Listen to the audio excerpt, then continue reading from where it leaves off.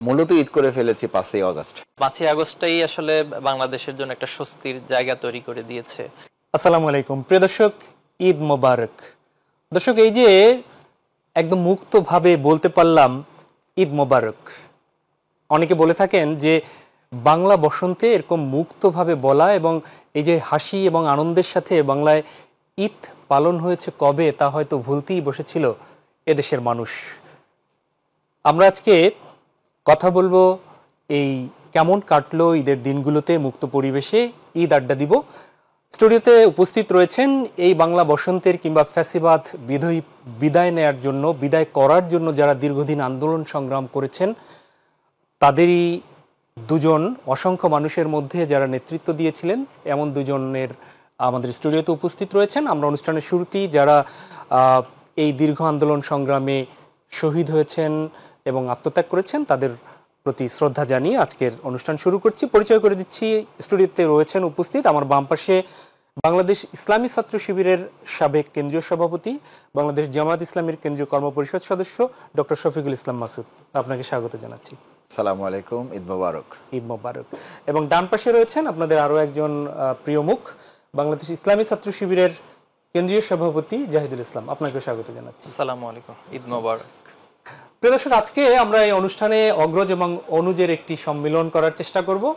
আমরা শুনবো তাদের দিনলিপি, কেমন কাটলো তাদের ঈদের দিনগুলো মুক্ত পরিবেশে। প্রথমেই ডক্টর শফিকুল ইসলাম মাসুদ, আপনার কাছেই জানতে চাই কেমন কাটলো আসলে মুক্ত পরিবেশের এই ঈদের দিনগুলো। আলহামদুলিল্লাহ, অনেক শুক্রিয়া। যে আমি বলে থাকি আর কি যে আমাদের এই বছরের আসলে ঈদ উল ফিতর পরবর্তী মানে রমজান পরবর্তী যে ঈদ, সেই ঈদটা হয়তো আমরা করেছি রমজান শেষে, কিন্তু এই বছর মূলত ঈদ করে ফেলেছি 5ই আগস্ট। 5ই আগস্ট দুপুর 12টা 12:30 যখন পার হয়, যখন আমরা স্ক্রলে দেখি যে সেনাপ্রধান বক্তব্য দিবেন, একই সাথে তখন গুজবের মতো ছিল, তখন কনফার্ম হয় নাই যে শেখ হাসিনা পালিয়ে যাচ্ছে। মানে ওই সময়টা আসলে যে আনন্দের জায়গাটা, এটা প্রকাশ করা যাবে না। এবং আমি ওই রাতে আমাদের ডিসিশন ছিল যে আমরা তো মানে কোনো ফোন ব্যবহার করা যাচ্ছে না, যে ফোনই ব্যবহার করি 1 ঘন্টা 2 ঘন্টার মধ্যে ওরা ট্র্যাক করে ওখানে লোক চলে যাচ্ছে। এরপরও আমাদের সিদ্ধান্ত ছিল যে আমরা এনি ওয়ে আমরা ফোন ব্যবহার করব। তো আমরা একটা বাসায়, আমি একটা এলাকায় ছিলাম। এরপরে হঠাৎ সাংবাদিকদের কাছে আমার কাছে একটা ফোন আসছে, আমাদের পরিচিত এক সাংবাদিক, যে সেনাপ্রধান আপনাদেরকে খুঁজতেছে। মানে আমাদের আমিরে জামাতকে খুঁজতেছেন। তা আমি তখন বললাম যে ভাই, কি অ্যারেস্টের জন্য খুঁজতেছেন না কোনো কথা বলবেন? বললো যে না, মাসুদের সিচুয়েশন অলরেডি চেঞ্জ। আমি বললাম ভাই, এটা তো অনেকক্ষণ থেকেই শুনতেছি, বাট আমার দরকার। তো যাই হোক, আমি ওই সময়টুকু এবং তারপর আমি যখন বের হয়ে আমি সেই এলাকা থেকে শাহবাগ পর্যন্ত পৌঁছতে আমার 3.5 ঘন্টা লেগেছে। মানে এত রাশ ছিল মানে লোকদের। আমার কাছে মনে হয়েছে যে, আমি এটা বলি আজকে যে ঈদ বলছি কেন ওই সময়টা, মানে আমি অনেককে দেখেছি আমার নিজের চোখে। আওয়ামী লীগও সেদিন পতাকা হাতে নিয়ে তারা আনন্দ করেছে। আমি একজনকে জিজ্ঞেসও করেছি, আমার পরিচিত ক্লাস ফ্রেন্ড ছিল, এখন ব্যবসা করে। আমি বললাম যে ভাই, আপনি এখানে? বলছে মাসুদ, আমার বাসা এখানে। আপনারা নির্যাতিত ছিলেন, আমি মোটরসাইকেলে ছিলাম, আমি খুব বেশি কথা বলিনি। আপনারা নির্যাতিত ছিলেন এক ফর্মে, আমরা আর এক ফর্মে নির্যাতিত ছিলাম। আমাদের মধ্যে মূল যারা ডেডিকেটেড লোক তাদেরকে বের করে দিয়ে আসলে আওয়ামী লীগ চলে গেছে একটা হাইব্রিড একটা অর্গানাইজেশনে। সুতরাং আমাদেরকে নিষ্পেষণ করা হয়েছে, আমাদের ব্যবসা সব বন্ধ করে দেওয়া হয়েছিল। তো সেই জায়গা থেকে কিন্তু মানে ঈদের ওইটা ফ্লেভারটা ওখান থেকেই আমাদের স্টার্ট হয়েছে। আর এখন আলহামদুলিল্লাহ এবার অনেক বছর পর বলা যায় যে পুলিশ ছাড়া, গোয়েন্দা তৎপরতা ছাড়া, ইনফরমার নিয়োগ করা ছাড়া, আমি 15 বছরের তো 4.5 বছরের জেলে থেকেছি। আমার 11টা ঈদ কেটেছে জেলখানায়। 11টা ঈদ উল আজহা এবং ঈদ উল ফিতর।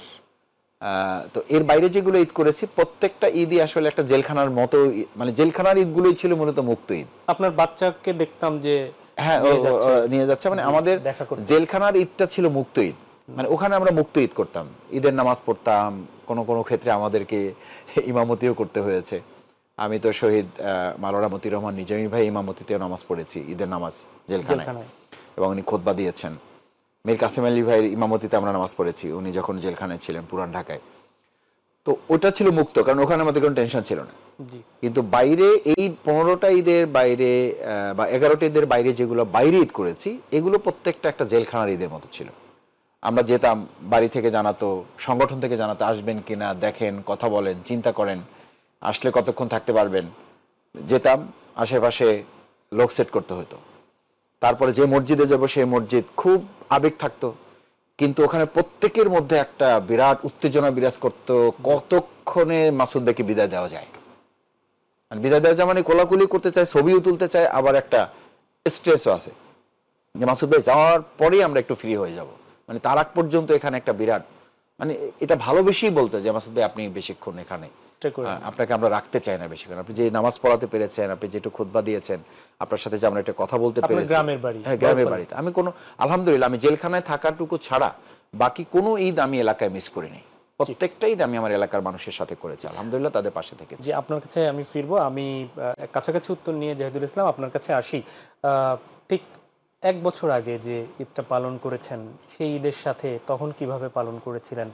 সেই ঈদের সাথে আপনি তখন কোথায় দায়িত্ব পালন করতেন, এবং ছাত্র সংগঠনের সাথে তো তখন ছিলেন, দায়িত্ব পালন করতেন, অন্যদেরকে নিয়ে কিভাবে সেই ঈদটা পালন করতেন, আর এবারকে কম্পেয়ারটা কেমন, কিভাবে করবেন? ধন্যবাদ জানাচ্ছি আপনাকে। যেমনটা মাসুদ ভাই বলছিলেন যে বিগত সময়ের ঈদের চেয়ে আবার ডিফারেন্ট, বিশেষ করে যারা ভিন্ন মতের বা ফ্যাসিবাদের বিরুদ্ধে যারা লড়াই করেছে তাদের জন্য বেশ কঠিন ছিল। তো এবার আমার কাছে যেটা সবচেয়ে ব্যতিক্রম মনে হয়েছে যে আমাদের অনেক ভাইয়েরা আগে এক সময় ঈদে বাড়িতে যেতে পারতেন না। তো যখন ঈদে ওনারা বাড়ি যাচ্ছিলেন, আমাদেরকে ফোন দিয়ে জানাচ্ছেন যে ভাই বাড়ি যাচ্ছি। অনেকে ছিল যে 15 বছর পর্যন্ত ওনার বাড়িতে যেতে পারেননি, 10 বছর, 5 বছর, এভাবে বিভিন্ন জন বিভিন্ন সময়ে। তো এটা বেশ আনন্দের একটা জায়গা ছিল আমার জন্য, যে আমাদের ভাইয়েরা এত বছর পর বাবা মায়ের সাথে গিয়ে, পরিবার পরিজনের সাথে গিয়ে, ওনার নিজ গ্রামে গিয়ে ঈদ করবেন। তো এটা বেশ আনন্দের জায়গা ছিল। আর আমাদেরও ঈদ কেটেছে আলহামদুলিল্লাহ, আল্লাহর রহমতে ভালো কেটেছে। বিশেষ করে 5ই আগস্টটাই আসলে বাংলাদেশের জন্য একটা স্বস্তির জায়গা তৈরি করে দিয়েছে। সবার মাঝে ফ্যাসিবাদ মুক্ত একটা পরিবেশে নিজের মতো করে চলা ফেরা, বিভিন্ন জায়গায় ইনভলভ হওয়া, অংশগ্রহণ করা, এই জায়গাটা আল্লাহর শুকরিয়া যে আল্লাহ তাআলা আমাদের জন্য অবরিত করে দিয়েছেন, এবং সেখান থেকে ঈদের যাত্রাটা শুরু হয়েছে। তো এবার ঈদও আলহামদুলিল্লাহ ভালো কেটেছে। বিশেষ করে আপনাদের যারা ছাত্র সংগঠনের মূল দায়িত্ব পালন করেন, আমরা যতটুকু জানি যে আপনারা আপনাদের পরিজনদের সাথে ঈদ পালন করতে পারেন না, এটা পরিজনরা কিভাবে নেয়? না, আমরা ঈদ পালন করতে পারি না বলতে, সেটা বিগত সময়ে তো বেশ কিছু সমস্যার কথা আমরা বললাম, রাজনৈতিক আপনাদের অনেক অনুষ্ঠান থাকে, এটি আমরা যতটুকু জানি। ছাত্র শিবিরের কেন্দ্রে যারা দায়িত্ব পালন করেন, আমরা সবাইকে প্রথম রমজানে বাড়িতে যাওয়ার বিষয়ে বিশেষ নির্দেশনা দিয়েছিলাম, এবং ম্যাক্সিমাম ভাইরাই বাড়িতে প্রথম রমজান সেখানে বাবা মায়ের সাথে ইফতার করে। ইভেন আমি নিজেও আমার প্রথম রমজানটা আমার সাথে কাটিয়ে এসেছিলাম। তো এবার ঈদও আলহামদুলিল্লাহ পরিবারের সাথে, যেহেতু ঈদ আসলে আমাদের শরীয়ত স্বীকৃত একটা আনন্দের বিষয়। আল্লাহ সাল্লাল্লাহু আলাইহি ওয়াসাল্লাম দুটি ঈদকেই মুসলিম উম্মার জন্য, আমাদের জন্য আনন্দের একটা জায়গা বলে ঘোষণা দিয়েছেন। তার আমাদের আনন্দটা আসলে আত্মকেন্দ্রিক না, আমরা অনেক সময় শুধুমাত্র নিজে আনন্দ করব তা না, বরং পরিবার পরিজন, আত্মীয় স্বজন। আর ছাত্র শিবিরের জায়গা থেকে যেহেতু জুলাই আগস্টে আমাদের অনেক ভাইরাই শাহাদাত বরণ করেছেন, এবং সারা দেশে ছাত্র জনতার যে অভ্যুত্থান, এখানে অনেক ভাইরা শাহাদাত বরণ করেছেন। আমাদের বিশেষ নির্দেশনা ছিল যে সবাই যেন শহীদ পরিবারের সাথে, সেই জায়গা থেকে আমি নিজেও শহীদ পরিবারের সাথে, আহতদের সাথে সাক্ষাৎ করেছি, ঈদের আনন্দ ভাগাভাগি করার চেষ্টা করেছি। আমাদের ম্যাক্সিমাম দায়িত্বশীলরাই এভাবে ঈদ পালন করেছে। আপনার কাছে আমরা ফিরবো, আমরা ঠিক এই জায়গাটাই মাসুদ ভাই আসতে চাই। সেটি হচ্ছে যে আপনি এখন দায়িত্ব পালন করছেন জাহিদুল ইসলাম, এই সংগঠনের কত বছর আগে সভাপতি আপনি ছিলেন? আমি তো 2006-07 মানে 2006-07 ছিলাম, আমি 6-7 ছিলেন। হ্যাঁ। এখন আপনি জামাতের দায়িত্ব পালন করছেন, তো তাদের সাথে তো আপনারা অ্যাটাচড। তো এই শহীদদের পরিবার, এবার অনেক শহীদের পরিবারই তো তাদের পরিজন ছাড়া ঈদ করছে, এই বিষয়টা তাদের আসলে কাছে তো আপনারা গিয়েছেন, তাদের বক্তব্যগুলো কি, আপনাদের কাছে পেয়ে তাদের আবেগটা কি একটু যদি? আলহামদুলিল্লাহ, আমি 3টা ফেজে বলি। একটা হচ্ছে যে ঈদের আগেই আমরা এই পরিবারগুলোর কাছে পৌঁছেছি, তাদের কাছে ঈদ সামগ্রী পৌঁছানো হয়েছে। ইভেন আমাদের আমিরে জামাত ডক্টর শফিকুর রহমান ঢাকা মহানগরী দক্ষিণের যখন সাংবাদিকদের ইফতার মাহফিল ছিল, সাংবাদিকদের, প্লাস হচ্ছে সাথে আমরা পরে আরেকটা করেছি হচ্ছে আহত শহীদ পরিবার, পঙ্গুত্ব ফ্যামিলি যারা, তাদের নিয়ে করেছি জি আমাদের ইসে লেডিস ক্লাবে যেটা। জি জি। তো সেখানে আমাদের প্রায় কয়েক হাজার ভাই বোনেরা এসেছিলেন, শহীদ পরিবার প্লাস আহত। সেখানে আমিরে জামাত প্রকাশ্যে ঘোষণা দিয়েছিলেন যে এইবার জামাত ইসলামের প্রতি নির্দেশনা হচ্ছে, ছাত্র শিবিরের প্রতি নির্দেশনা হচ্ছে যে তারা শহীদ পরিবার, আহত পঙ্গুত্ব পরিবারগুলোকে নিজের পরিবার ধরে তাদের সাথে ঈদ করতে হবে। ইভেন আমিরে জামাত এই পরিবারগুলোতে গিয়েছেন। আমিরে জামাত সকালে বাইতুল মোকাররমে জামাত আদায় করেছেন। সেখান থেকে আমাদের ফারহান ফায়াজ যে রমনা, এখান থেকে স্টার্ট করে প্ল্যানটা ডিজাইন করে একদম আমাদের কমপক্ষে 30 থেকে 40টা শহীদ পরিবার, বিশেষ করে আপনি জানেন যে আমাদের যাত্রাবাড়ি অঞ্চলে শহীদের সংখ্যা বেশি, যাত্রাবাড়ি থানা থেকে ওখানে বেশি ফায়ার করা হয়েছিল। তো এই পরিবারগুলোর সাথে আমরা গিয়েছি, তাদের সাথে আমাদের কথা হয়েছে, আমাদের ভালো লেগেছে। আমির জামাত সবসময় তার বক্তৃতায় বলেন, ডক্টর শফিক ভাই, যে আমি শহীদ পরিবারের সদস্যদের কাছে আসি না, বরং শহীদ পরিবারের একজন সদস্য হিসাবে আমি তাদের কাছে আসতে পেরে আমি নিজেকে গর্বিত মনে করি। This is our attitude. তো এটা হলো একটা, বলছি যে আমরা শহীদ পরিবারকে আগেই ঈদ সামগ্রী দিয়ে তাদের পরিবারের সদস্য হিসাবে আমরা ভূমিকা রাখার চেষ্টা করেছি। নগদ অর্থ কিছু দেওয়ার চেষ্টা করা হয়েছে তাদের আত্মীয় স্বজন, সন্তান, সহধর্মিনী, তাদেরকে কেনাকাটা করে দেওয়ার জন্য। থার্ড ফেজ হচ্ছে যে আমরা আমির জামাত যেসব জায়গায় গিয়েছেন আগেই আমরা তাদের কাছে মানে ঈদের দিনের জন্য যা দরকার হয়, অর্থাৎ ফ্রুটস কিনে দেওয়া, বাচ্চারা থাকলে তাদের জন্য চকলেট কিনে দেওয়া হয়েছে, বাচ্চাদের উপযোগী কাপড় চোপড় তাদের কাছে আমরা পৌঁছে দিয়েছি আগে। আমির জামাত তাদের সাথে কোথাও 10 মিনিট, কোথাও 15 মিনিট এই সময়টা তাদের সাথে পাস করেছেন। এবং এটা মানে অন্য যে কোনো বছরের ঈদের চেয়ে এবং আমাদের পারিবারিক ঈদের চেয়ে আমার কাছে মনে হয়েছে যে, এবং আমাদের পরিবারও এটা এনজয় করেছে, যে পরিবার আমাদেরকে এটা বলেছে যে আপনারা আমাদের সাথে সময় দিলে যেটা ভালো লাগতো আপনারা এখানে সময় দিয়েছেন, this is my great achievement, এটা আমার জন্য অনেক বড় অর্জন, আপনারা এটা করবেন। মানে এই মানে ইন্সপিরেশনটাও পরিবার থেকে আমাদের কাছে আছে বিধায় ধরে রাখতে পারবেন না, এটা আমরা ধরে রাখবো। আমরা বলেছি এটা যতদিন আমরা বেঁচে থাকবো, এটা আমির জামাত বারবার বলেন, ছাত্র শিবিরের কেন্দ্রীয় সভাপতি এখানে আছেন, সে তার জায়গা থেকে বলে, আমরা একজন কর্মী হিসাবে আমাদের জায়গা থেকে এটা আমরা বলি যে শহীদ পরিবার আমাদের পরিবার না, আমরা শহীদ পরিবারের আমরা সদস্য। সুতরাং এই অ্যাটিটিউডটা ধরে রাখার অর্থ হলো আমরা পরিবারকে কি কোনো একটা অকেশন হওয়ার পর ছেড়ে দিই বা 2 বছরের জন্য কন্ট্যাক্ট করি না, তাই না? পরিবারের সাথে আপনার কন্ট্রাকচুয়াল তো মানে রিলেশনটা হচ্ছে তো আত্মিক রিলেশন। আমাদের শহীদ পরিবারকে আমরা যতদিন বেঁচে আছি, সংগঠন যতদিন আছে, পৃথিবী যতদিন আছে, ততদিন তাদের সাথে আমাদের এই আত্মার সম্পর্কটা পরিবারের সদস্য হিসাবে এটা আমরা পালন করব। আমি খুব ছোট্ট করে একটু জানতে চাই, সেটা হচ্ছে শহীদের প্রসঙ্গ যেহেতু এসেছে, আপনাদের এখন পর্যন্ত শহীদের সংখ্যা কত ছাত্র শিবিরের আলাদা করে? জুলাই অভ্যুত্থানের আগ পর্যন্ত 234 জন শাহাদাত বরণ করেছে। তার মধ্যে এই জুলাই অভ্যুত্থানে কতজন? জুলাই অভ্যুত্থানের আমরা শুরু থেকে অনেকবার এই বিষয়গুলো মিডিয়াতে বলেছি, বিভিন্ন জায়গায় আমরা বিবৃতি দিয়েছি, বক্তব্যের মধ্যে বলেছি যে দেখুন, জুলাই অভ্যুত্থানটা কোনো দলের ছিল না, এটা একক কোনো দল বা একক কোনো আদর্শের আন্দোলন ছিল না, এটা ছিল জালেমের বিরুদ্ধে মাজলুমদের লড়াই, এটা ছিল ফ্যাসিবাদের বিরুদ্ধে যারাই নিয়মতান্ত্রিকভাবে অথবা হচ্ছে যারা গঠনমূলকভাবে বাংলাদেশকে দেখতে চায় তাদের আন্দোলন ছিল। তো এই জায়গা থেকে আমরা আমাদের নিজস্ব সংখ্যা প্রকাশ করা, প্রচার করা, এটাকে আমরা আমাদের জন্য সমীচীন মনে করিনি, বরং আমরা মনে করেছি যে এখানে যতজন শহীদ হয়েছে সবাইকে আমরা ওন করবো এবং সবার পাশে আমরা দাঁড়াবো। আপনারা যখনই ছাত্র সংগঠনের নিয়ে বা কথা বলেন, অনেক সময় শুনি আমরা যে সোনালী অতীত, হারিয়ে গেছে ছাত্র সংগঠনের অতীত। এখনকার ছাত্র সংগঠন নিয়ে আপনি কি বলবেন? সোনালী অতীত কি আপনাদেরটা ছিল, না এখন যারা আছে তারা মানে কোন পর্যায়ে অতিক্রম করছে, এটুকু বলবেন? আর সেই ক্ষেত্রে ছাত্র শিবিরকে আপনি কিভাবে দেখছেন, এখনকার শিবির আর আপনার শিবির? না, এটা তো আপনি আপনার কথাই বলেছেন, মানে অতীত মানে তো ওটা সোনালী হবে আর কি। এখন যারা আছে এরা যখন অতীত হবে ওটা আবার সোনালী হবে। সোনালী হবে এই অর্থে যে মানে যা হারিয়ে যায় ওটা আমাদের কাছে গুরুত্বপূর্ণ মনে হয়, ওটাই তৎকালীন সময়ের জন্য বেস্ট মনে হয়। তো সেই জায়গায় আমি যদি আবার বিশ্লেষণের জন্য বলি, তাহলে এটা ঠিক যে আসলেই ওটা অতীত ছিল, এবং ওটা মানে শুধু অতীত ছিল না, it's a golden nicely glorious past, very nicely glorious past, no doubt, কোনো সন্দেহ নেই। আমার খুব ভালো মনে আছে সৈকত ভাই, যে আমরা যখন ইউনিভার্সিটিতে ছাত্রদল শিবির, ছাত্রদল শিবির, শিবির ছাত্রলীগ মারামারি হচ্ছে, আমরা ইউনিভার্সিটির সভাপতিরা ভাইস চ্যান্সেলরের রুমে বসে এইরকম এক টেবিলে বসে আমরা মিটিং করতেছি, এবং আমরা খুব সিনসিয়ারলি চেয়েছি। আমাকে বলেছে ছাত্রদলের সভাপতি মাসুদ ভাই এটা বন্ধ করতে হবে, আমি বলেছি যে ভাই এটা কিন্তু চলতে পারে না, আমি এখনই ফোন দিচ্ছি, এখনই কথা বলতেছি। দিস ইজ হিস্ট্রি, এটা কিন্তু একদম মানে আমরা করে এসছি। এবার ঢাকায় যখন আসছি, আমরা সর্বদলীয় ছাত্র ঐক্য যেটা হয়েছিল, মানে এক প্ল্যাটফর্ম, এখন বলে যে এখন কত কথা শুনতেছি আমি খুব থান্ডার্ড হই যে যাদের সাথে আমরা এগুলো করেছি তারা এটা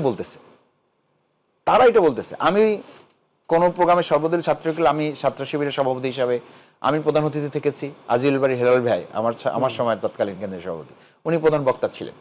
উনি সভাপতি থাকলে শিবিরের কেন্দ্রীয় সভাপতি প্রধান বক্তা হতেন। ওনাদের নয়াপল্টনের অফিসে সেভারেল টাইম গিয়েছি আমরা। আমাদের 48/1 পুরোনো পল্টন ছাত্র শিবিরের কেন্দ্রীয় অফিসে সেভারেল টাইম ওনারা গিয়েছেন।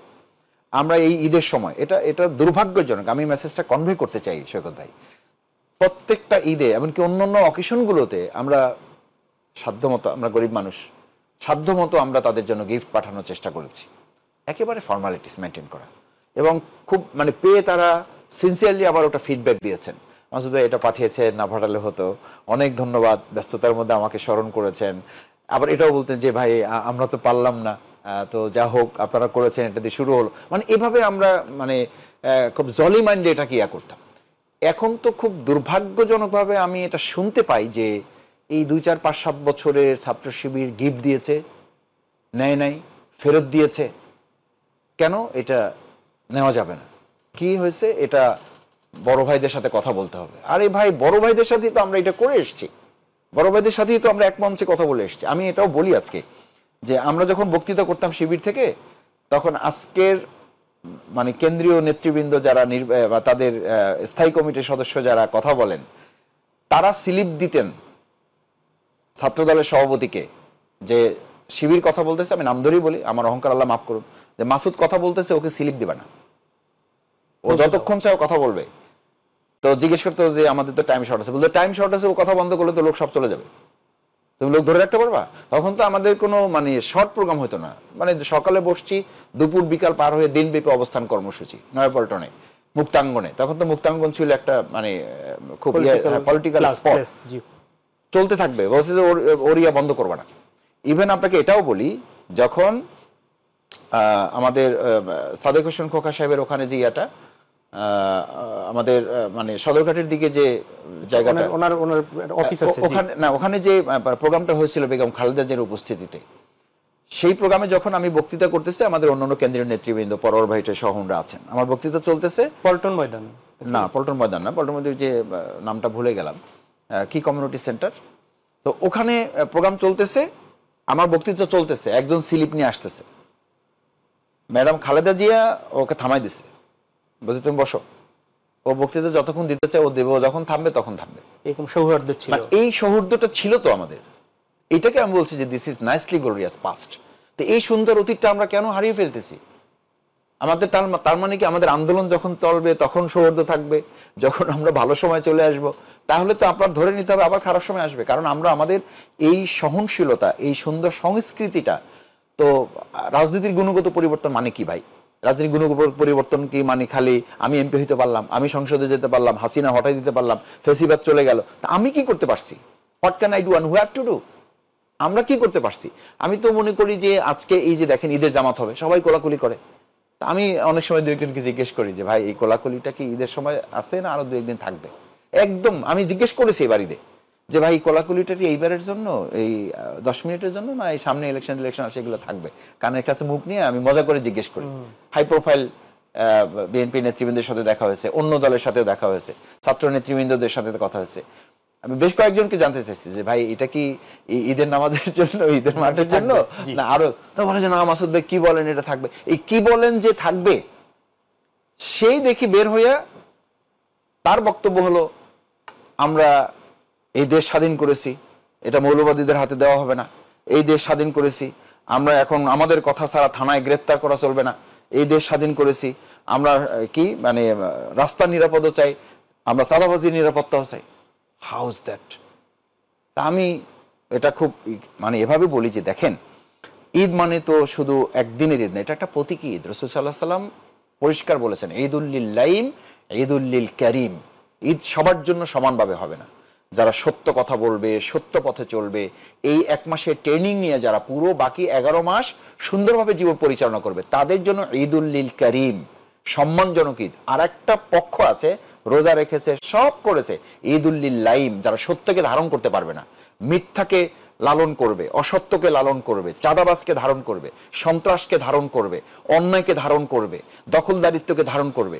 রাসূল সাল্লাল্লাহু আলাইহি সাল্লামের বক্তব্য হচ্ছে এটা ঈদুল কারীম না, ফেরেশতারা তাদের জন্য ঈদের মাঠে এসে বরদোয়া করবেন। সেই জায়গা থেকে আমার বোধহয় ঈদ থেকেও আমাদের আসলে আমাদের ঈদটা পার করেছে, এখান থেকে আমাদের লেসন নেওয়া উচিত যে ঈদটা আমরা শুধু একটা দিনের জন্য না, ঈদটা যেন আমাদের পুরো সমাজ, রাষ্ট্র এবং 365টা দিনের জন্য এটা একটা বাস্তবিক জীবনের সাথে এটা সম্পৃক্ত। ধন্যবাদ জাহিদুল ইসলাম। এই কথার সূত্র ধরেই একটু জানতে চাই, সেটি হচ্ছে যে এই সৌহার্দ্যটা আমরা দেখেছি যে 5 আগস্টের আগে কিন্তু আপনারা একসাথে আন্দোলন করেছেন দীর্ঘদিন। 5 আগস্টের পরে একটু বিভক্তি বোধহয় বন্ধুপ্রতিম অর্গানাইজেশনের মধ্যে আমরা দেখতে পাচ্ছি বিভিন্ন কারণে। কেন ধরে রাখা যাচ্ছে না? এখানে বৈপরীত্য কোথায়? আচ্ছা, আমি আপনার সাথে একটু দ্বিমত করব যে হয়তো আপনার কাছে বাহ্যিকভাবে মনে হচ্ছে যে অনেক কিছু বৈপরীত্য অথবা মুখোমুখি অবস্থান, আসলে বাস্তবিকতা তা না।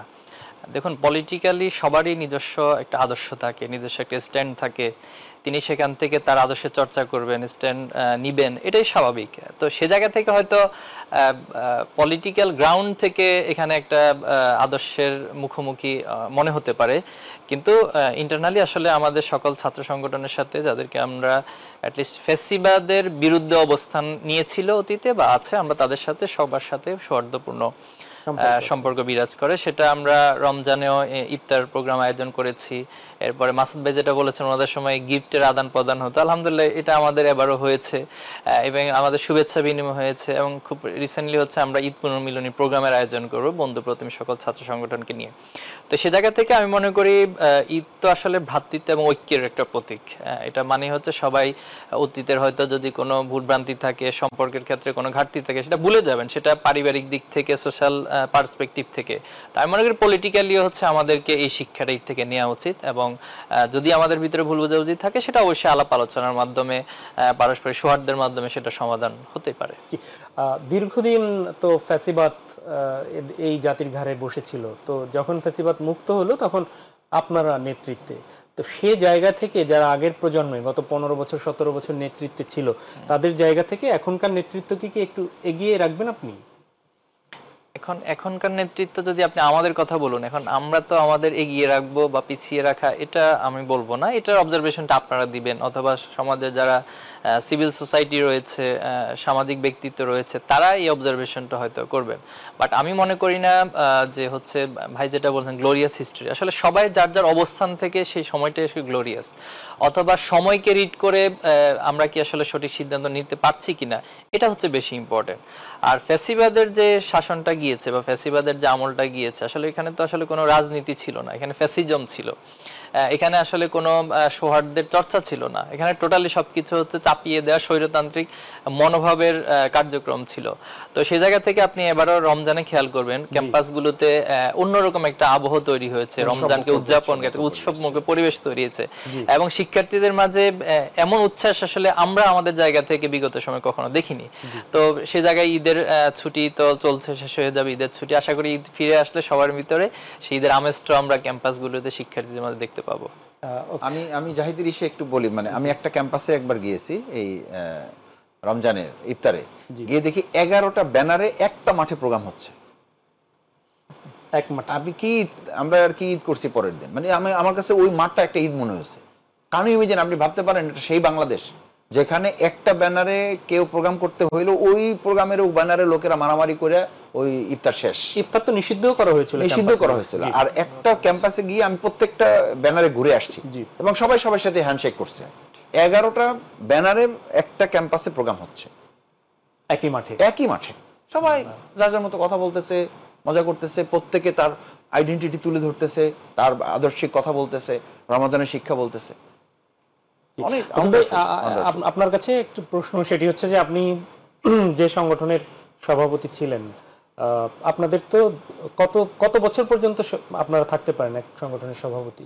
এটা আমাদের ছাত্র সংগঠনের মানে সংগঠন পদ্ধতি বা সাংবিধানিকভাবে এটা বলা আছে, যেটা যে 1 বছরের জন্য নির্বাচিত হবেন, জি, এইটা বলা আছে। এরপরে বাকি পরিষদ, আমাদের কার্যকরী পরিষদ আছে, এক্সিকিউটিভ কমিটি। এক্সিকিউটিভ কমিটি ঠিক করেন। আপনি কয় বছর ছিলেন? আমি 2 বছর ছিলাম। এটিও নির্বাচনের মাধ্যমে? নির্বাচনের মাধ্যমে। সেই 2 বছর পরে আপনার কি মনে হয়েছে এতদিনের মধ্যে যে আপনি কোনো একটা আকাঙ্ক্ষা ছিল যে এটি করবেন কিন্তু করতে পারেননি ছাত্র শিবিরের সভাপতি অবস্থায়, বা আবার শিবিরে ফিরে যেতে পারলে এই কাজটি আপনি করবেন বা করতেন, এরকম কখনো মনে হয়? এরকম কোনো কাজ কি আপনার মনে হয়? এটা আমরা তো ছাত্র শিবিরের কেন্দ্রীয় সভাপতি 1 বছর 2 বছর, এটা খুবই শর্ট টাইম মনে হয় আমাদের কাছে। মানে যখনই শুরু করি, মানে শুরু করতে করতে দেখি যে আমাদের 6 মাস চলে গেছে, আবার শেষ করতে করতে দেখি যে 6 মাস নাই। পরবর্তী 2 বছরটা কিছু সময় হাতে থাকে কাজ করার জন্য, কিন্তু 1 বছর যারা দায়িত্ব পালন করেন, মানে এটা একেবারেই বলা যায় যে সে কোনো সময় হাতে পান না। তো এটা যেটা আপনি বলেছেন, আমাকে যদি জিজ্ঞেস করা হয় যে আমি আসলে কি করে আসতে পারি নাই, আমার সেই জায়গাটা, এখন যদি আমাকে আবার ছাত্র শিবিরে ফিরে দেওয়া হয়, আমাকে অনেকে বলেনও আমার বয়স, স্ট্রাকচার, ফিজিক্যাল, আপনি এখনো শিবিরে আসেন লাগে। আমি বললাম আসেন লাগে না, আমি এখনো শিবিরে আছি। এবং আপনি শুনলে নিশ্চয়ই মানে হবেন যে আমি এখন জামাত ইসলামের কেন্দ্রীয় শুরার সদস্য, ওয়ার্কিং কমিটির মেম্বার, জামাত ইসলামী ঢাকা মহানগরী দক্ষিণ সেক্টর, এই সব পরিচয় দেওয়ার পরেও মানে ছাত্র শিবিরের কেন্দ্রীয় সভাপতি ছিলাম এইটুকু বললেও মানে উপস্থাপক যে থাকে সে পায় না আর কি। রাজশাহী ইউনিভার্সিটির সভাপতি ছিলাম, এইটাও বলা লাগে। তা আমি অনেক সময় জিজ্ঞেস করি যে ভাই এইটা বলা লাগে, মাসুদ ভাই যে রাজশাহী ইউনিভার্সিটির সভাপতি ছিলেন, শিবিরের কেন্দ্রীয় সভাপতি, এটা না বললে আসলে পাওয়া যাইতেছে না। তো এটা আমাদের জন্য অনেক বড় অ্যাচিভমেন্ট। আলহামদুলিল্লাহ, আল্লাহ তাআলা এই খেদমতটুকুর জন্য কবুল করেছেন। তো সেই জায়গায় আমি যদি ছাত্র শিবিরে আবার আমার কাছে এরকম ইমাজিনারি যদি হয় যে স্বপ্নের জগতে আমি ছাত্র শিবির আছি, তাহলে আমি যেটা চাইবো সেটা হচ্ছে যে ছাত্র শিবিরকে এই দেশের মানুষের কাছে, বিশেষ করে ছাত্র সমাজের এখন যে সবচেয়ে বড় অধপতনের জায়গা, মানে মোরাল ইথিক্সে আমরা যে হারিয়ে দেওয়ার একটা ষড়যন্ত্র চলতেছে, আমাদেরকে যুবকদেরকে শেষ করে দেওয়া, তরুণদেরকে শেষ করে দেওয়া, সেই জায়গায় আমার চ্যালেঞ্জ থাকতো বা আমি চ্যালেঞ্জ নিতাম যে আমাদের তরুণদেরকে যেন অশ্লীলতা, বেহায়াপনার জায়গায় তারুণ্যের শক্তিটাকে যেন কেউ শেষ করে দিতে না পারে। কারণ আমি ছাত্রজীবন থেকে, সেই শিবির থেকে বলতাম যে আমাদেরকে এখন কেউ অস্ত্র দিয়ে হারাবার আগে আমাদেরকে নৈতিক শক্তিতে কেউ হারিয়ে দিতে চাইবে। নৈতিক শক্তিতে যদি আমরা হারিয়ে যাই, তাহলে আমাদের দুনিয়া সব থাকবে, আমরা পরাজিত হয়ে যাব, কিছুই থাকবে না। কিন্তু মোরাল ইথিক্সে আমরা স্ট্রং থাকবো, আমরা জিতে যাব, আমাদেরকে কেউ হারাতে পারবে না। অনেক ধন্যবাদ। আমি শিবির সভাপতি ছাত্র শিবিরের জাহিদুল ইসলাম, আপনার কাছে ছোট্ট করে একটু জানতে চাই, সেটি হচ্ছে যে ছাত্র শিবির থেকে শেষ করার পর তো জামাতে যায়, তাই তো? নাকি বিপরীত কোনো কিছু হওয়ার সুযোগ আছে? না, এটাকে আপনি এভাবে করে ডিফাইন বা কোনো স্ট্রাকচারের প্রেমে বন্দি করার সুযোগ নেই। যেটা আমাদের সিস্টেম, ছাত্র শিবিরের পর থেকে ওনার ছাত্র জীবন শেষ হয়। ছাত্র জীবন শেষ হওয়ার পর এরপরে তিনি পলিটিক্যালি এঙ্গেজড হবেন কিনা, অথবা সোশ্যালি তিনি ভূমিকা রাখবেন কিনা, নাকি একাডেমিকলি ভূমিকা রাখবেন, নাকি ইকোনমিকের কোনো জায়গা থেকে ভূমিকা, এটা টোটালি ওনার উপর ডিপেন্ড করে। তো যাদের পলিটিক্যালি ভিউটা ভালো বা যারা পলিটিক্যালি এঙ্গেজমেন্টটা বেশি রাখতে চায়, তারা সাধারণত জামাত ইসলামের সাথে সংযুক্ত হন, অথবা আমাদের যেটা মানে ভ্যালুসের যে ম্যাচিংটা, সেখান থেকে তিনি সম্পৃক্ত হন। তো এই ক্ষেত্রে ছাত্র শিবিরের পক্ষ থেকে আমরা একেবারে বাধ্যতামূলকভাবে জামাতে ওনাকে ইনক্লুড করতে হবে এমনটা আমাদের সাংবিধানিকভাবে বলা নেই, বাট বেসিক্যালি ভ্যালুস ম্যাচিং এর কারণে এটাই হয়ে থাকে। জি, যে ছোট্ট প্রশ্নটা আরো একটু জানার আছে, তা হচ্ছে যে জামাত তো অনেক আগের প্রতিষ্ঠান, বাংলাদেশের একদম প্রাচীনতম বা পুরনোতম সংগঠনের মধ্যে একটা। তো সেখান থেকে কি আপনার কোনো কিছু, আপনাদের যারা এখনকার ছাত্র শিবির করেন তাদের কাছে জামাতের কোনো পরিবর্ধন কর্মসূচি, কর্মপদ্ধতির কোনো সংযোজন, এটি কি মনে করেন যে কোনো কিছু গ্যাপ আছে বা করা দরকার? না, দেখুন, আমরা তো হচ্ছে মানে আমাদের জন্মের পর থেকে বাংলাদেশটাকে আমরা যেভাবে দেখে এসেছি, এখানে বেসিক্যালি আমরা আওয়ামী লীগকে দেখেছি, বিএনপিকে দেখেছি, বা বড় রাজনৈতিক হিসেবে জামাতকে দেখেছি। তো বাকি আদার্স আরো তো অনেক দলগুলো ছিল। তো আমাদের জায়গা থেকে মনে হয়েছে যে আসলে যে বয়ানগুলো ৭১ ইস্যু দিয়ে নিয়ে আসা হয়, অথবা হচ্ছে বিভিন্ন পলিটিক্যাল গ্রাউন্ড থেকে অনেক বক্তব্য বয়ান দেওয়া হয়। তো একটা হলো বয়ান আর বক্তব্য, আরেকটা হচ্ছে আসলে আমি প্র্যাকটিক্যালি কি দেখছি। তো যে মানুষগুলোকে বিভিন্ন অপবাদ দেওয়া হয়েছে বা হচ্ছে তাদেরকে বিভিন্ন ট্রায়ালের মাধ্যমে বিচারিক হত্যাকাণ্ড সংগঠিত হয়েছে, তো এই মানুষগুলোকে যখন আমরা কাছ থেকে দেখি সম্পূর্ণ ডিফারেন্ট একটা জায়গা দেখি। তো সেখান থেকে আমি মনে করি জামাত ইসলাম যেভাবে কাজ করে যাচ্ছে, এরপর আপনি এই গত 15 বছরও জামাত বাংলাদেশের জন্য রাজনীতি যেভাবে ভূমিকা রেখেছে, ইভেন আপনি 5 তারিখের পরের ওভারঅল কার্যক্রমগুলোকে যদি একটা কম্পারেটিভ স্টাডি করেন, যেখানে অপরাপর রাজনৈতিক দল বা জামাত ইসলামের ভূমিকা, আমি মনে করি এটা অসাধারণ এবং চমৎকার। অনেক ধন্যবাদ মাসুদ ভাই। আসলে আমাদের দেশের এখন এই যে ঈদের সময় গ্রামের বাড়ি মানুষ যাচ্ছে, আড্ডা হচ্ছে, চায়ের আড্ডা, সব জায়গায় কিন্তু আসলে আলোচনার বিষয়বস্তু হচ্ছে এই ঈদের আনন্দ বাড়িয়ে দিচ্ছে পলিটিক্যাল বিভিন্ন কথাবার্তা। সেখানটায় আপনি আপনি আগামী নির্বাচনকে সামনে রেখে আমি জানি যে আপনার এলাকায় আপনি যাচ্ছেন, যাতায়াত করছেন, আপনি তো পটুয়াখালী 2 জি, পটুয়াখালী 2 সেখানেও যাচ্ছেন, সেখানের মানুষের সাথেও কথা বলছেন। আপনাদের কি এই প্রশ্নের মুখোমুখি কখনো হতে হচ্ছে যে আমরা দেখি যে বিএনপির যুব সংগঠন আছে, যুবদল, অন্য সবারই আছে, জামাতের কেন নেই? আপনি ছাত্র সংগঠনের পরে সরাসরি জামাতেই চলে আসতে হলো, যুবকদের আলাদা কেন সংগঠন নেই? এটি কি কোনো যৌক্তিক কারণ আছে? প্রথম একটু এই সুযোগে দেশবাসীকে তো শুভেচ্ছা তো আমরা জানিয়েছি, আবারও ঈদ পরবর্তী শুভেচ্ছা আমার প্রিয় বাউফলবাসীর জন্য। ঈদ পরবর্তী সবাই শুভেচ্ছা থাকলো। আমার কাছে দুটো বিষয়, যে বিগত বছরগুলোতে লোকজন আসতো প্রচুর, তো এই বছর কিন্তু 3 ধরনের লোক আসছে। এক হচ্ছে শুভেচ্ছা বিনিময় করা, আর এক হচ্ছে অভিযোগ দায়ের করা, আর এক শ্রেণী আসছে আবদার পেশ করা আর কি। তো অভিযোগের পরিমাণটা অপেক্ষাকৃত কিন্তু বেশি। এইটা কিন্তু আমাদের রাজনৈতিক দল হিসাবে সবাইকে এটা মাথায় নিতে হবে। আমার ধারণা এটা সবগুলো পলিটিক্যাল পার্টি, বিশেষ করে গণতান্ত্রিক প্রক্রিয়ায় যারা আগামীতে নির্বাচনের জন্য প্রস্তুতি নিচ্ছে, তাদের এটা অত্যন্ত গুরুত্বপূর্ণ। এবং আমি 2-1টা রাজনৈতিক দলের নেতৃবৃন্দ যাদের সাথে ঈদের শুভেচ্ছা বিনিময় হয়েছে, আমি তাদেরকে মেসেজটা কনভে করেছি এবং তারা আমার সাথে একমত যে মাসুদে আসলে যতটুকু আবদার পেয়েছে, আবদার মানে ধরেন একটা ট্রান্সফার, একটা চাকরি, এটা খুব এলাকায় কমন ব্যাপার আর কি, কিন্তু এর মধ্যে অধিকাংশ এসেছে ভাই আমার দোকানটা বন্ধ করে দিছে, ভাই আমার তরমুজের ক্ষেতটা নিয়ে নষ্ট করে ফেলছে, ভাই আমার ছেলেটাকে কালকে ধরে নিয়ে গেছে, ভাই আমার নামে একটা মিথ্যা মামলা দিছে। এই জিনিসগুলো আমাদের ফেস করতে হচ্ছে। তো এর পাশে আমি মনে করি যে আমাদের জামাত ইসলামী রাজনৈতিক সংগঠন হিসেবে আপনি যেটা বলেছেন যে যুব সংগঠন আমাদের, আপনি হয়তো জানেন কিনা, জানার কথা আপনার, যে যুব বিভাগ নামে জামাত ইসলামের একটা সংগঠন আছে এবং এটা একদম জেলা উপজেলা পর্যন্ত এটা বিস্তৃত এবং এটা অত্যন্ত মজবুত সংগঠন আমাদের এখন। যে যুব বিভাগে বেসিক্যালি আমাদের সাধারণ যুব শ্রেণী, সেখানে ছাত্র শিবির করে এসছে, তিনি হয়তো কোনো কারণে জামাতে যোগ দিতে পারেন, যেটা ছাত্র শিবিরের কেন্দ্রীয় সভাপতি জাহিদ একটু আগে বলেছে, যে একজন ভাই হয়তো ছাত্র জীবন শেষ করে মনে করে যে আমি তো দীর্ঘ একটা প্রক্রিয়ায় পলিটিক্যাল একটা অ্যাসেসমেন্টের মধ্যে, একটা এনভায়রনমেন্টের মধ্যে ছিলাম, আমি এখন একটু ক্যারিয়ার প্রফেশনালিজমে নিজেকে সেট করে এটা কি আমি মুভমেন্টের জন্য, এটা কি আমি ন্যাশনের জন্য ডেডিকেট করতে চাই। তো যিনি পলিটিক্সে ইনভলভ হবেন আর যিনি প্রফেশন ইনভলভ হবেন, দুজনের স্ট্রাকচার কিন্তু একরকম হবে না, ডিজাইন সেট আপ কিন্তু একরকম হবে না। হয়তো একজন লোক 3 মাসেই জামাতে যোগ দিয়ে জামাতে রোকন হয়ে যাচ্ছেন, আরেকজন হয়তো স্ট্রাকচার, স্ট্যান্ডার্ড, ক্যারেক্টার, তার অ্যাটিটিউড সবই ঠিক আছে, অ্যাম্বিশন ঠিকই আছে, কিন্তু সে শুধুমাত্র একটু টাইম নিচ্ছে। বাট তার সাথে এমন হয় যে একজন রোকন যেভাবে জামাতকে সহযোগিতা করেন, তার চেয়ে ওই ভাইটা তার জায়গা থেকে অনেক বেশি অ্যাসিস্ট করতেছেন। হয়তো শুধুমাত্র আমাদের যেটাকে আমরা বলি যে ক্যারিয়ার সিস্টেমে সে হয়তো একটা জায়গায় আলাদা হয়ে আছে। সেই জায়গায় যুব বিভাগ আমাদের এখন স্ট্রং একটা বিভাগ। এ কারণে জামাতের বিভিন্ন ফর্মে এটা আলোচনা হয়েই আমরা মনে করেছি যে যুব বিভাগ আলাদা করে আমাদের প্রয়োজন, যুব সংগঠন দরকার নেই, যেহেতু যুব বিভাগ এটা কভার করছে।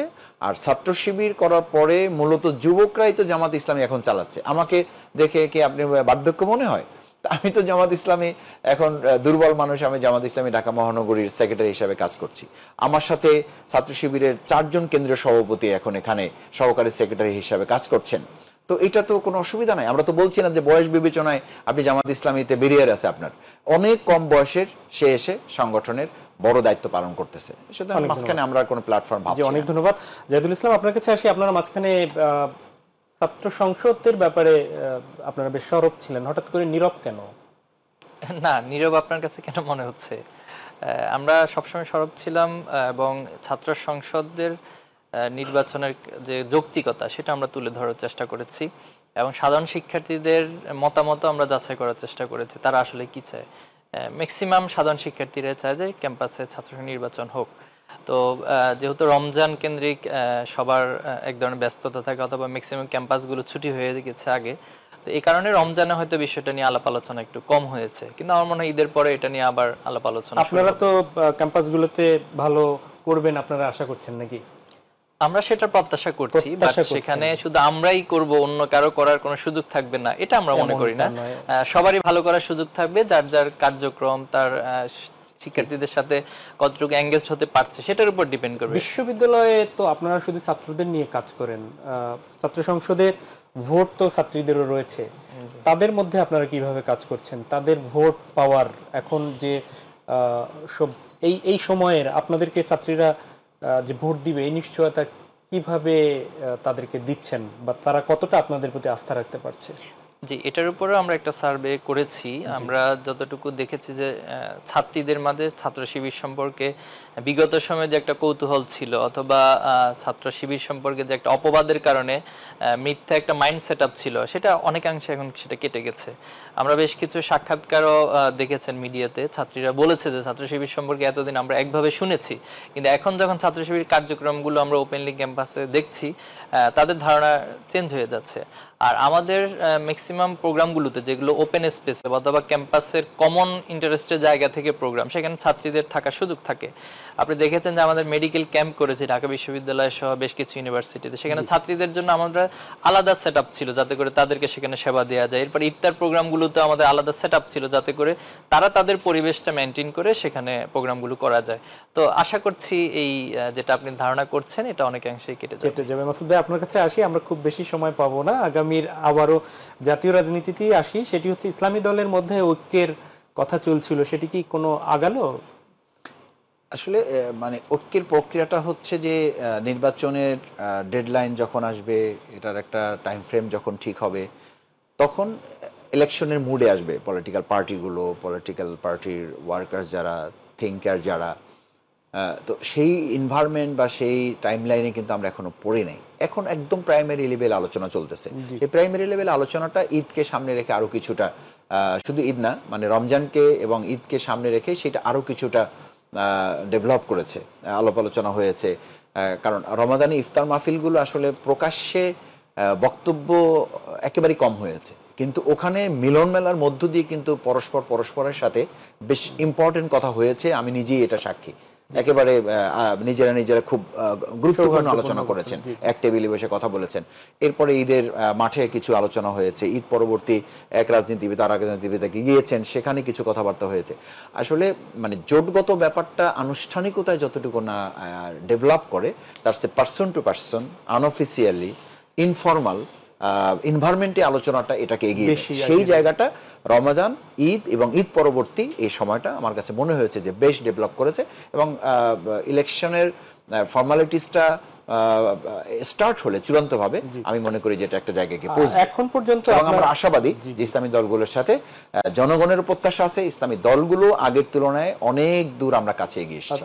আপনাদের এখনকার যে চ্যালেঞ্জ আগামী নির্বাচনে, সেটি আপনারা কাদের সাথে মনে করছেন যে বিএনপি আপনাদের জন্য বড় চ্যালেঞ্জ প্রতিদ্বন্দ্বী, নাকি নতুন ছাত্রদের এই শিক্ষার্থীদের নিয়ে যে দল গঠন হলো এনসিপি, তারা আপনাদের চ্যালেঞ্জ বা প্রতিদ্বন্দ্বী? কাদেরকে মনে করছেন? আমরা তাদেরকে প্রতিদ্বন্দ্বী মনে করছি না, আমরা তাদেরকে সহযোদ্ধা মনে করি। আমাদের আমি সবসময় বলি যে খেলার মাঠে যদি আপনি একটা পক্ষ খেলেন, তো ওটা তো কোনো খেলা হলো না, ওটা তো কোনো মাঠ হলো না, যেটা 15 বছর চলেছে। আপনি রেফারি, আপনি খেলোয়াড়, আপনি গোলকিপার, আপনি গোল দিবেন, তো এইটাকে তো খেলাও বলে, কেউ নির্বাচনও বলে নাই। তো এটা তো সৌন্দর্য যে আমার প্রতিপক্ষ যত মজবুত হবে, যত শক্ত হবে, তত আমার প্রিপারেশনটা ভালো হবে, আমি তত পাবলিকের কাছে আমার সুন্দর কথাগুলো বলতে পারবো। আমার জন্য চ্যালেঞ্জ হচ্ছে সন্ত্রাসীদেরকে গ্রেপ্তার করা যায় নাই। This is very big challenge. আমি বিভিন্ন সময় টেলিভিশনে বলেছি। নাম্বার 2 হচ্ছে অস্ত্র উদ্ধারগুলো হয় নাই। আপনি দেখেন 5 আগস্ট চলে গিয়েছে, এখনো কথায় কথায় রামদা নিয়ে বের হয়ে যাচ্ছে, এখনো ছোটখাটো ইস্যুতে পিস্তল নিয়ে বের হয়ে যাচ্ছে, AK-47 নিয়ে বের হয়ে যাচ্ছে, এবং সরকারের তালিকাতেই কয়েক হাজার অস্ত্র অবৈধ যেগুলো লাইসেন্স নেই সেগুলো তারা উদ্ধার করতে পারে নাই।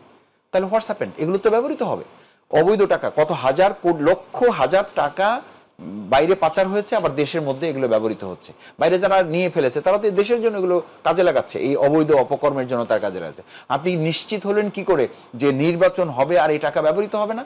আমার কাছে চ্যালেঞ্জ হচ্ছে সন্ত্রাসী, আমার কাছে চ্যালেঞ্জ হচ্ছে অবৈধ অস্ত্র, আমার কাছে চ্যালেঞ্জ হচ্ছে এই অর্থ যেটা অন্যায়ভাবে অবৈধভাবে যেগুলো পাচার করে নিয়ে হয়েছে, সেইগুলো উদ্ধার না করা পর্যন্ত আমি মনে করি সংস্কার যে প্রশ্ন আসছে, সংস্কারগুলো এই জায়গাগুলো সংস্কার বা এই জায়গাগুলো উদ্ধার না করে, পরিচ্ছন্ন না করে আপনি একটা ইলেকশন করতে পারবেন না, এবং সেটা অংশগ্রহণমূলক, বৈধ এবং সুষ্ঠু হবে, এটা ভাবার কোনো কারণ নেই। আমি একদম শেষে চলে আসছি, আমাদের সময় বলছে।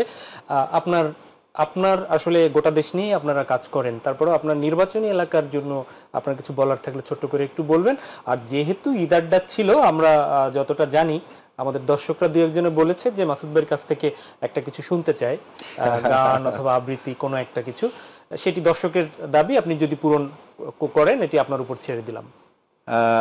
দেশবাসীকে ঈদের শুভেচ্ছা আগেও জানিয়েছি, ঈদ পরবর্তী শুভেচ্ছা জানাচ্ছি। বিশেষ করে এই সুযোগে আমার পটুয়াখালী 2 আসনের বাউফলের যারা সম্মানিত বাউফলবাসী, আমি আপনাদের পরিবারের একজন সদস্য, আপনাদের জন্য ঈদের আবার ঈদ পরবর্তী শুভেচ্ছা রইল।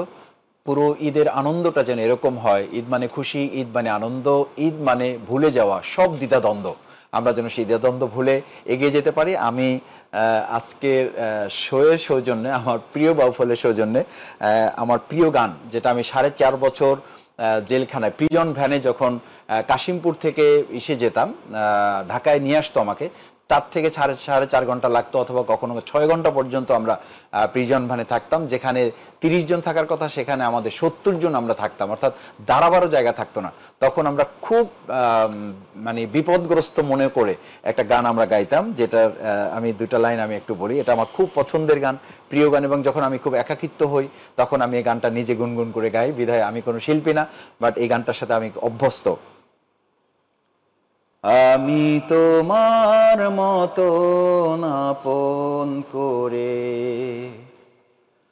আর কারে পাই বলো, হাঁটতে গেলে ছায়া হয়ে, বন্ধু হয়ে সঙ্গে তুমি চলো, আর কারে পাই বলো। একটুখানি রোদের কষ্টে দাও মেলে দাও ছায়া, কাঙালে প্রাণ ক্লান্ত যখন দাও মেলে দাও মায়া। একটুখানি রোদের কষ্টে দাও মেলে দাও ছায়া, কাঙালে প্রাণ ক্লান্ত যখন দাও মেলে দাও মায়া। এমন সবুজ আঁচল তুমি ওষ্ঠে তুমি তোলো, আর কারে পাই বলো। তুমি আমার প্রভু, আমার ভালোবাসা, আমার সুখ, আমার দুঃখ, আমার আলো আশা।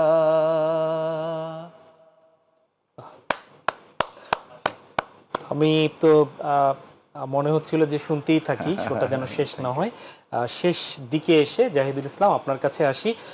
আপনার সারা দেশে আপনি ছাত্র সংগঠন পরিচালনা করেন, আপনার যারা দলের সমর্থক রয়েছে, কর্মী রয়েছে, জনবল রয়েছেন, তাদের জন্য এবং আপনার বন্ধু প্রতিম বা ছাত্র সমাজের জন্য আপনার কোনো কথা থাকলে আমরা শুনবো। এবং একই অনুরোধ এসেছে দর্শকের কাছ থেকে, আপনার কাছ থেকেও। আপনি গান আপনিও করেন, এটি আমরা শুনলাম, তো আপনার কাছ থেকেও আমরা কিছু শুনতে চাই একই সাথে। আচ্ছা, জি, ধন্যবাদ। আমি শুরুতেই ঈদের শুভেচ্ছা জানিয়েছিলাম। তো ইসলামের যে কনসেপ্ট এবং ঈদের যে কনসেপ্ট, ঐক্য, ভ্রাতৃত্ব এবং আমাদের জুলাই আন্দোলনের যে স্পিরিট, সেটাও এই জায়গাটাতে একাকার হয়ে গিয়েছে, যে আমরা ঐক্যবদ্ধভাবে ভ্রাতৃত্ব ভালোবাসার মধ্য দিয়ে দেশটাকে গড়ব। আসলে সত্যিকার অর্থে আমরা অনেকগুলো সময় নষ্ট করেছি সেই বাংলাদেশ স্বাধীনতা অর্জন থেকে শুরু করে আজকের দিনটি পর্যন্ত। যেভাবে করে এই দেশটি তার সামর্থ্যের আলোকে, রিসোর্সের আলোকে এগিয়ে যাওয়ার কথা ছিল, আমার কাছে মনে হচ্ছে আমরা সময় নষ্ট করেছি। সেজন্য আসুন আর সময় নষ্ট না করে আমরা এই ঈদের স্পিরিটকে কাজে লাগিয়ে, জুলাইয়ের স্পিরিটকে কাজে লাগিয়ে ঐক্যবদ্ধভাবে হাতে হাত রেখে বাংলাদেশকে এগিয়ে নেওয়ার জন্য যার যার জায়গা থেকে ভূমিকা রাখি। তো মাসুদ ভাই তো চমৎকার গান গেয়েছেন, আমি আর গান গেয়ে মানে ভাইয়ের যে গানের মানে ভারত ছিল, আসলে এখন আমারটা আর কারোর কাছে, দর্শকের কাছে ভালো লাগবে না, আমি জাস্ট কবিতার দিয়ে একটি পংক্তি করছি। কপল গড়ায় অশ্রু ঝরায় কত শহীদের মা, আলমারিতে রাখা আছে রক্ত মাখা জামা, তবুও থেমে নাই শাওয়াল মাসের চাঁদ, ঈদ এসেছে বাংলাদেশে দূর হয়ে ফেসিবাদ। ধন্যবাদ। অনেক ধন্যবাদ জাহিদুল ইসলাম এবং অসংখ্য ধন্যবাদ ডক্টর শফিকুল ইসলাম মাসুদ, আপনাদের দুজনকেই। Thank you. প্রিয় দর্শক, এই ছিল আমাদের আজকের আয়োজন। দেখা হবে পরবর্তীতে। আমরা অতিথিদের সাথে প্রত্যাশা করি এবং আমরা জানি আপনাদেরও প্রত্যাশা হচ্ছে ফ্যাসিবাদ যেন এদেশে আর কখনো স্থান না পায় এবং একটি কল্যাণমূলক রাষ্ট্র গড়তে যে যেখানে আছি সেখান থেকেই যেন ভূমিকা পালন করি, আর এই জন্য ঐক্যবদ্ধ থাকা খুব বেশি জরুরি। আসুন ঈদের খুশি ছড়িয়ে পড়ুক, শুধু একদিন দুদিন 5 দিন নয়, সারাটি বছর আমরা সবাই মিলে ভালোভাবে কাটুক, এই প্রত্যাশা রেখে শেষ করছি আজকের মাই টিভি সংলাপের ঈদ আড্ডা। আল্লাহ হাফেজ।